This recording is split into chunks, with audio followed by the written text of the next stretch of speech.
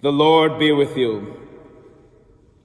A reading from the Holy Gospel according to John.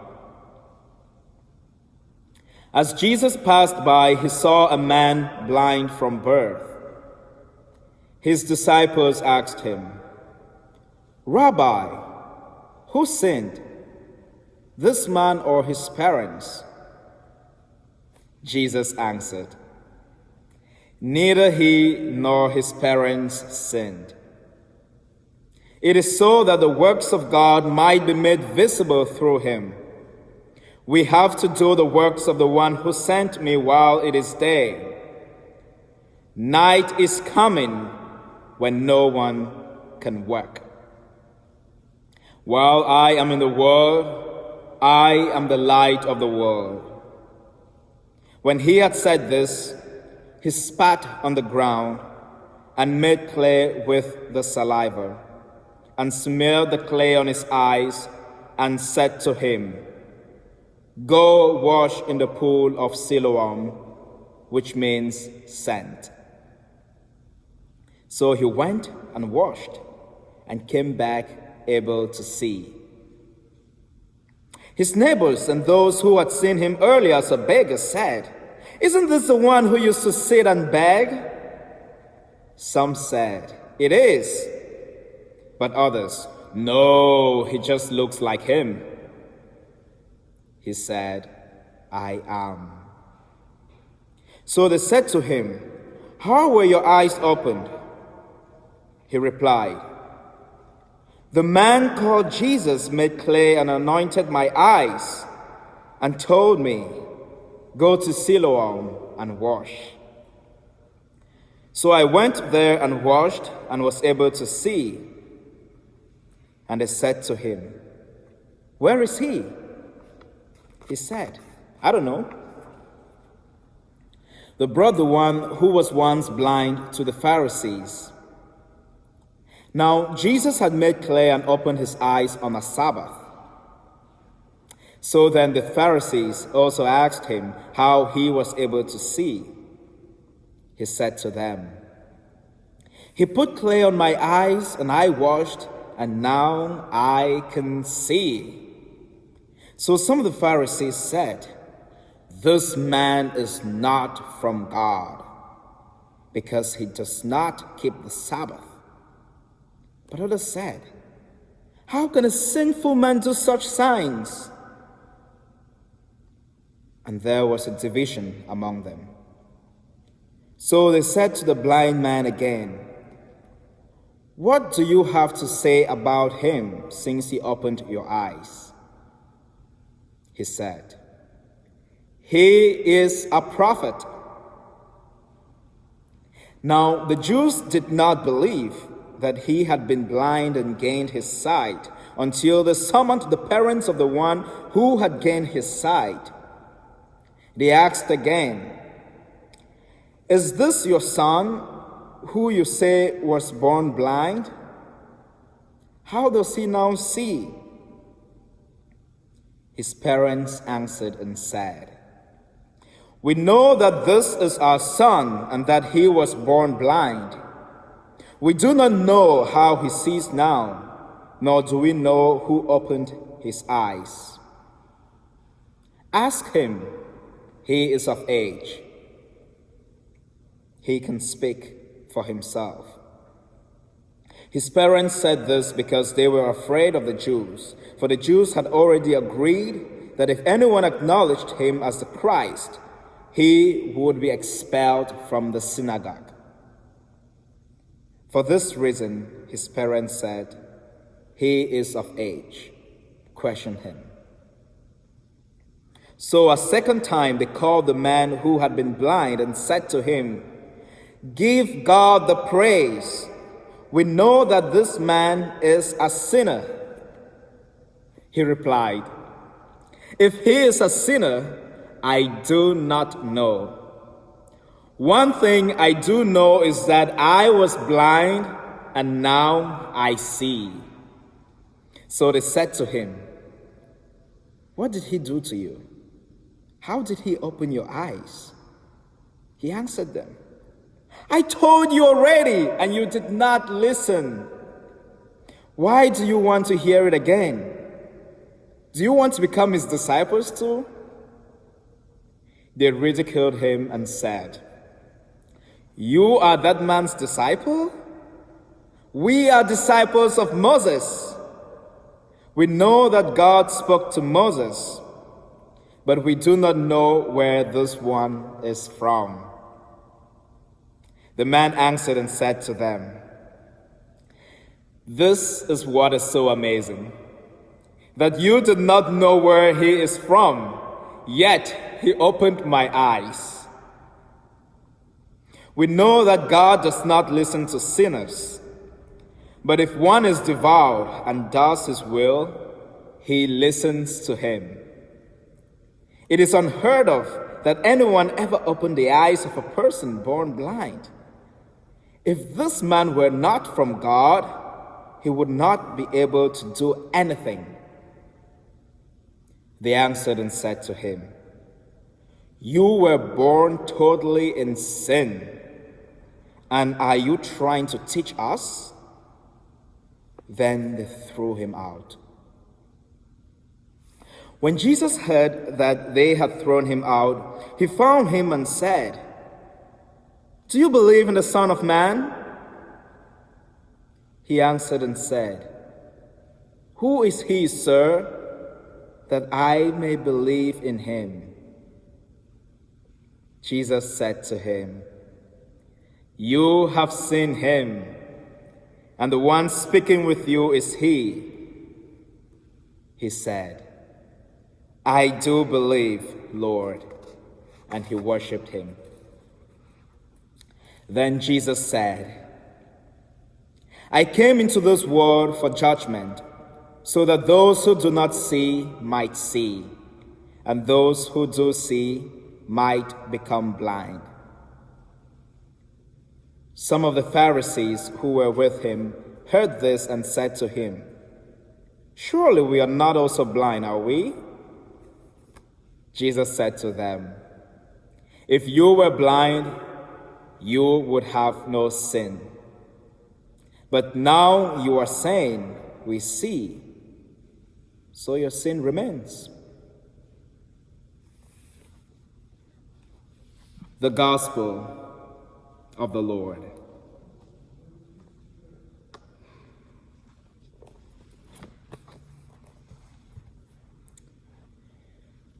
My dear brothers and sisters, it is the fourth Sunday of Lent.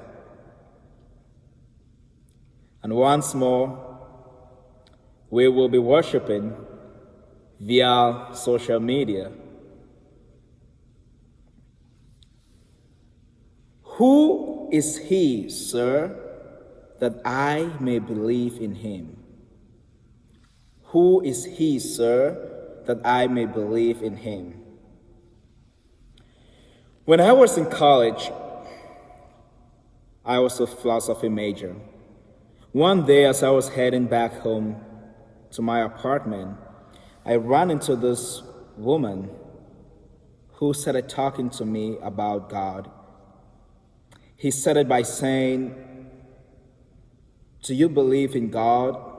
Do you believe that suffering can end on earth?"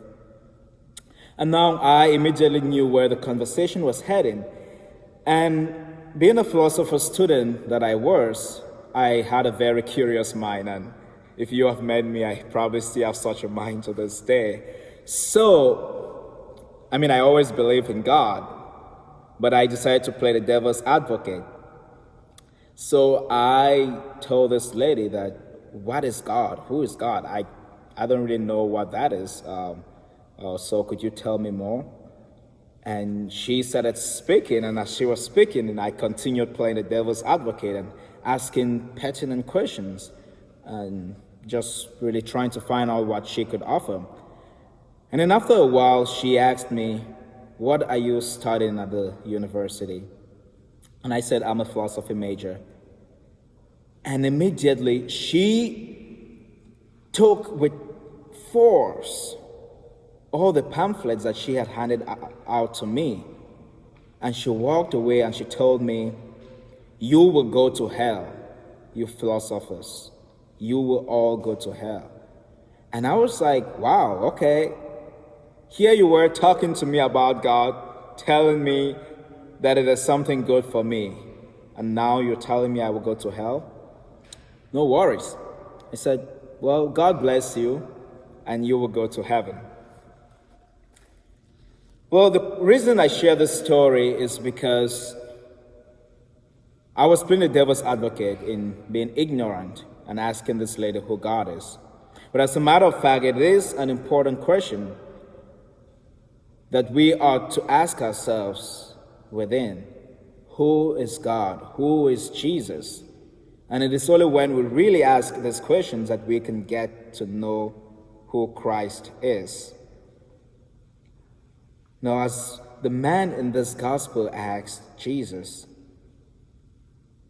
who is he? Who is the Son of Man, so that I may believe in him? Jesus gave him an answer. Jesus said, you have seen him. It is I speaking to you.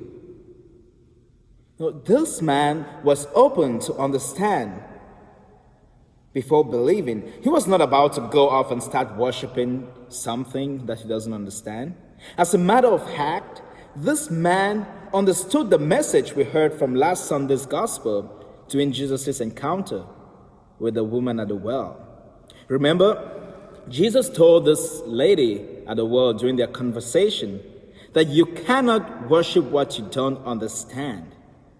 In order to truly worship God, we are to understand who God is. We are to understand who Jesus is. We are to understand who the Holy Spirit is. Only then can we truly give God, can we truly worship God. So, when this man who was born blind asked Jesus, who is he that I may believe? He was asking a fundamental question that we all should be asking ourselves. You know, we probably have come across someone in our lives who says he's an atheist. They say they don't believe in God. Or maybe you listening to me right now might be dubious about God's existence. And you're probably asking yourself, does God really exist? Well, if you are listening to me right now and you're asking yourself this question, you are doing the right thing.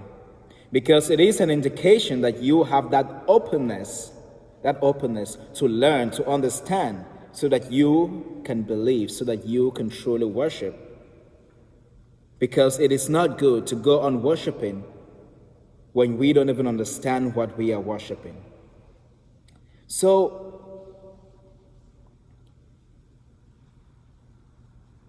when you are asking yourself this question, who is Christ so that I may believe? It permits you to hear the answer that Christ has given you, be it through missionaries, be it through preachers, be it through a friend, be it through a colleague, be it through your child. I mean, it doesn't matter. Christ can use different ways to reach out to us, to reveal himself to us, to tell us that it is he talking to you and that he wants you to believe, he wants you to worship. You know, when we go into conversations or debates or arguments with atheists, we are really just wasting our time. It's like we are throwing water on a duck's back. You know, when you pour water on a duck's back, because of the smooth nature, it just rolls and goes right down to the floor. That's what conversations with atheists look like. Because at the start of the conversation, they might already have a closeness and they have their final answer. They know that no matter what you say, no matter what you tell them, it's not going to change their mind from what they think. But if they were having this conversation with an openness to actually listen and understand who God is, then they might come to a point where they might start believing. If they are asking themselves, like the man born blind, who is this God you're talking about that I may believe? That I may believe. The very fact that you place that possibility of believing shows that openness. But if the openness is not there, it is a waste of time. So who is Jesus? This man born blind encountered Jesus in first century Jerusalem. But here we are in the 21st century, 20 centuries later. And Christ is telling us that it is He, the Son of Man, the Son of God, the second person of the Trinity. And He is asking us to believe in Him, to worship Him. But who is He? Who is Christ? We have the Scripture, we have the Gospels, we have learned about Him, we have come to know Him. Christ is the one who has come to the world to judge it, so that those who are blind may see. He is the one who came to heal the contrite of heart. He is the one who came to call sinners. He came to call sinners, all of us, you and I. He is the one who is seated always at the right hand of the Father to intercede for us. This is who Christ is. He is the one who can comfort us at a time like this when we are struggling with a pandemic. He is the one who can wipe off our tears. He is the one who can heal us. He is the one who says, "Come to me, all you who hunger and thirst, and I will give you rest." He is the one who suffered under the weight of that cross on the way to Calvary and died and rose from the dead. All because of His love for us. All because of His love for us. That is who Christ is. That is who He wants us to know Him for. He wants us to know that He is the one who wants nothing but the best for us. He is the one who is calling us to come home to Him. He is the one knocking always at our door and saying, "If you hear my voice and answer, I will come in and dine with you and you with me." That is who Christ is. That is who the second person of the Trinity is. That is who God is. So, my dear friends, if today you hear His voice, harden not your hearts.